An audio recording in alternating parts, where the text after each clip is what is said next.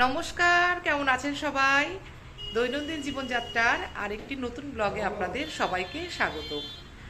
আজ শুক্রবার, আজকে ছেলেরও ছুটি, আপনাদের দাদারও ছুটি। তো সকালবেলা একটু ব্রেকফাস্ট বানিয়েছি। চলুন আপনাদেরকে দেখাই কি ব্রেকফাস্ট বানালাম আজকে। কেমন লাগলো সবাই জানাবেন। বানিয়েছি সুন্দর করে ধনেপাতা দিয়ে, টমেটো দিয়ে একটা আলুর তরকারি এটা, আর সিমাই বানিয়েছি, আর বানিয়েছি ঘিয়ে ভাজা লুচি। অনেক দিন পর ঘিয়ে ভাজা লুচি বানালাম, কারণ সবসময় খাওয়াটাও তো স্বাস্থ্যের পক্ষে ভালো নয়, আর মাঝে মধ্যে খাওয়া যেতেই পারে। আপনাদের কেমন লাগলো জানাবেন। সবাই ভালো থাকবেন।